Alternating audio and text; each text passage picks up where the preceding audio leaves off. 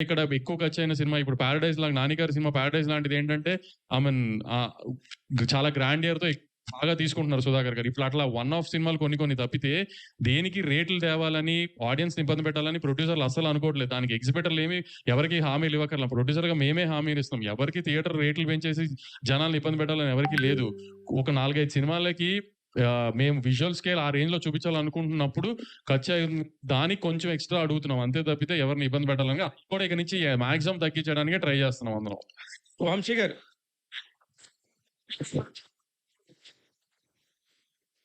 మీరు డిస్ట్రిబ్యూషన్ లోకి వచ్చాక ఈ సమస్యలు ఎక్కువ వస్తున్నాయి అనేది జనరల్ టాక్. అంటే ఏంటి ఈ విషయం అసలు? ఈ సినిమాలో డిస్ట్రిబ్యూషన్ ఎక్కువ అవడం వల్ల మిగిలిన వాళ్ళకి డిస్ట్రిబ్యూషన్ లేకపోవడం వల్ల ఈ సమస్యలు మీరు సృష్టిస్తున్నారా? సార్ ఇప్పుడు ఏ వ్యాపారంలో అయినా ఒకటే అండి. మీరు 25-30 ఏళ్ల నుంచి ఉన్నారు. ఎవరు ఇంకో కొత్త ప్లేయర్ రాకుండా ఉంటాడండి? వస్తాడు. మేం కాకపోతే ఇంకోళ్ళైనా వస్తారండి. ఏ వ్యాపారమైనా అంతే. ఇంకా నేనున్నంత కాలం నేనే ఉంటాననేది కాదు గదా! ఇది మేమొచ్చింది కూడా అసలు మేమేదో మోనోపోలీ మేమేది కాదు. అసలు మాకసలు అయ్యొద్దు. ఇక్కడేయో 2, 3 చాట్ల కరెక్షన్ అవ్వాలి. మన సావేదో మనం చూద్దాం అని వచ్చిందే గానీ, ఇక్కడ ప్రాబ్లమ్ అంతా వీడు నాకు పోటీ అనుకోవటం వల్ల వస్తున్న ప్రాబ్లమ్ తప్పితే, అసలు మేము ఏ రోజు ఇది పోటీ, గీటీలు అసలు ఏమి లేదు సార్. పోటీ లేదు సార్. ఇది ఎవరి వ్యాపారం ఆళ్ళదే, ఎవరి గోల ఆళ్ళదే. నువ్వు అనుకోవటం వల్ల ఆ ప్రాబ్లమ్ వస్తుంది గానీ, మేము ఇప్పటికి కూడా రేపైనా సరే ఆ పెద్ద మనుషులతో మేము కలవాలి, వాళ్ళు మమ్మల్ని కలుపుకోవాలి. ఇయన్నీ జరిగితేనే ఒక రకంగా సినిమాలన్నీ బ్రహ్మాండంగా జరిగాయి సార్. అంతేగాని ఇంకా ఇక్కడ కొత్తోళ్ళొచ్చారు, వీళ్ళని తీసేయాలి, తొలగించేయాలి అలాంటివి ఉండవండి. ఇప్పుడు ఏ బిజినెస్‌లో అయినా సరే నేను ఒక రెస్టారెంట్ పెట్టానండి. ఒక 3 నెలలు సాగల. ఇంకొక నెల ట్రై చేస్తా. సాగల. ఏడో నెలలో, ఎనిమిదో నెలలో ఎత్తేస్తా. అంతేగాని నేను జీవితకాలం నేను ఎక్కడో సంపాదించి రిక్షా తొక్కి మళ్ళీ దానికి ఫీడింగ్ చేయను గదా నేను. అలాగే మీరు థర్డ్ పార్టీ బిజినెస్ లెస్సీగా చేసినప్పుడు థియేటర్ ఓనర్స్ సఫర్ అవుతున్న కాదు. నీకు అవ్వట్లేదా? నీకు పని అవ్వట్లేదు. మాకు పని అవుతుంది. మాకు బానే ఉంది అనుకుని మేము కంటిన్యూ చేస్తున్నాం రెంటల్‌కి. మీకు అది కాదు, మాకు అవ్వట్లేదు అనుకుంటే వదిలేసేయండి దాన్ని. నేను చెప్పిన ఎగ్జాంపుల్ రెస్టారెంట్ అనేది నాకు లాభసాటిగా లేకపోతే నేను వదిలేస్తా గదా! ఓనర్‌లు ఉన్నారనుకోండి. ఆళ్ళు 25, 30 ఏళ్ల నుంచి థియేటర్‌ని ఆళ్ళు ఎంతో ప్రేమించి చేసుకుంది. వాళ్ళు లాస్ అన్నారనుకోండి. కరెక్టే గదా మరి. పాపం ఇన్నాళ్ళు ఎంతో ప్యాషనేట్ చేశారు. ఆళ్ళకి బెనిఫిట్ అవ్వాలిగా. ఇప్పుడేం ఓనర్ అనేవాళ్ళు ఎవరికన్నా బెనిఫిట్ అవుతుందండి థియేటర్ ఓనర్ అనేవాళ్ళకి? మధ్యలో మీరు ఎంటర్ అయ్యి లెస్సీ అని చెప్పి మాకు వర్కౌట్ అవ్వట్లే, ఇది తప్పు కాదా? ఇప్పుడు దాకా మేము ఒక థియేటర్‌కి ఒక ₹100 రెంట్ కడుతుంటే, ఆ థియేటర్‌కి ఆ ఓనర్‌కి ఎంత రెంట్ ఎళ్తుందనేది ఇప్పటిదాకా ఎవ్వరు చేయలేరు. మీరు సీబీఐ, సీఐడీఎల్‌ని పెట్టినా కనుక్కోలేరు.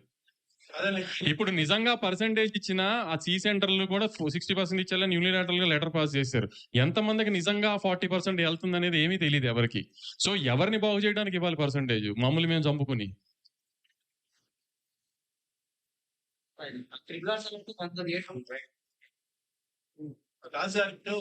కాదండి. కాదు.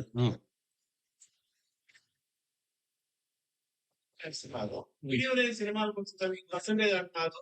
ఇలా 2 వచ్చు అనేది మన సార్ పెద్ద సినిమా, చిన్న సినిమాని ఎవరు డిస్ప్యూట్ చేయట్లేదు సార్.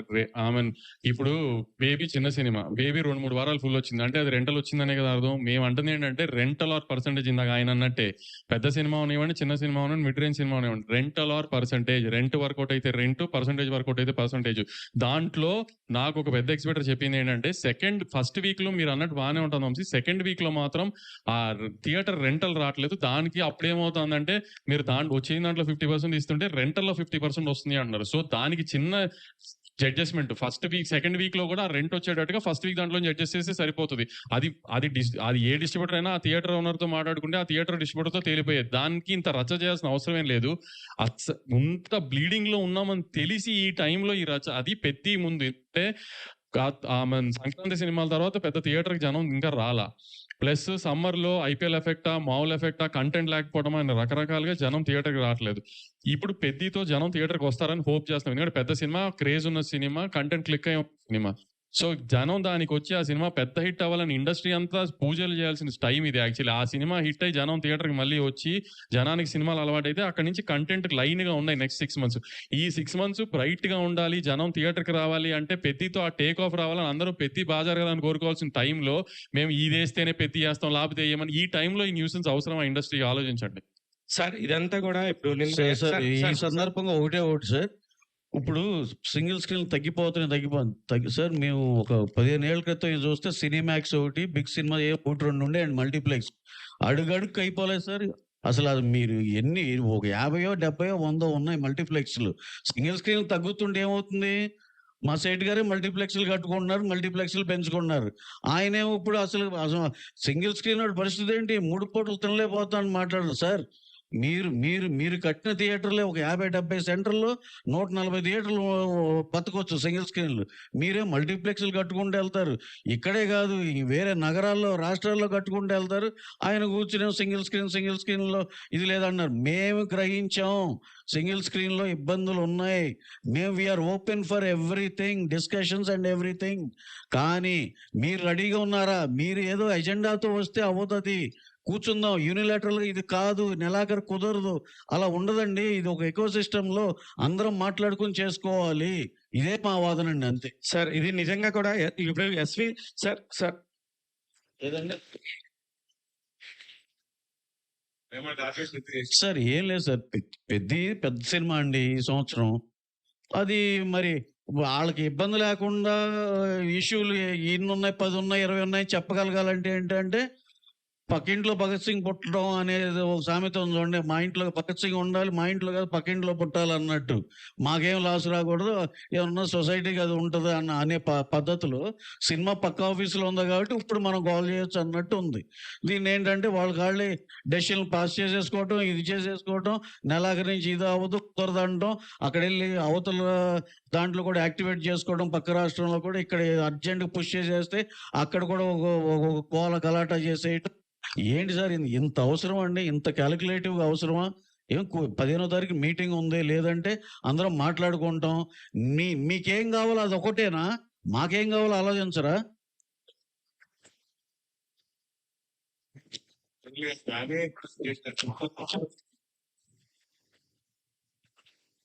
అదే మాకు ఏం అర్థం కాదు. పర్సెంటేజ్ మాత్రం ఇమీడియట్‌గా పెద్ది నుంచి కావాలంటున్నారు. మేము అడిగే థియేటర్స్ డెవలప్‌మెంట్ ఇప్పుడు సింగిల్ స్క్రీన్స్ ఏదైతే మీరు ప్రాబ్లమ్ అంటున్నారో అయన్నీ డెవలప్ చేయండి. మల్టీప్లెక్స్ 55%, 53% అంటే మీరు 60% కావాలంటున్నారు. సో ఇవ్వండి. దాన్ని బట్టి మాట్లాడదాం అంటే రెనోవేషన్‌కి టైం పడుతుంది అంటున్నారు. రెనోవేషన్‌కి టైం పట్టినా పర్లేదు కానీ రెనోవేషన్ మీకు టైం పడుతుందో మాకు టైం పడుతుంది. ఎందుకంటే మాకు అంత ప్రొడక్షన్ సినిమాలు కాస్ట్ కూడా సార్ వంశీ గారు అండ్ రవి గారు, ఇప్పుడు ఇది బయట చూస్తున్న వాళ్ళందరికీ కూడా కొత్తగా ఎస్విసి అండ్ ఏషియన్ ఫిలిమ్స్ వాళ్ళు ఒకటైపోయి, మైత్రి వాళ్ళు, సితారా వాళ్ళు ఒకటైపోయారు. వీళ్ళిద్దరి మధ్య జరుగుతున్న ఇది వారు, దీనికి సంబంధించి అన్నట్టుగా బయట ప్రొజెక్ట్ అవుతుంది సార్.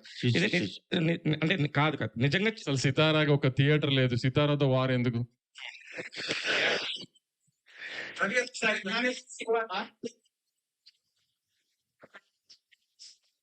కాదు సార్, ఇందాక ఫస్ట్ నుంచి మీరు నైజాం ఒకటి చెప్తాను సార్ దీనికి.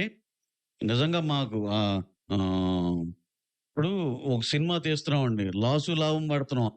ఏంటో లెక్కలేసుకోవాలి. డిస్ట్రిబ్యూషన్, ఓన్ డిస్ట్రిబ్యూషన్ చేయాలి. ఆ సినిమా బాగుంటే అన్ని బాగుంటాయి, లేకపోతే ఇది అదే మోడల్లో మా రాజుగారు చేసేవాళ్ళండి. ఆయన చేశాడండి ఒక దీనిలో సినిమాను కొనేవాళ్ళు, ఎన్ఆర్ఐ కొనేవాళ్ళు.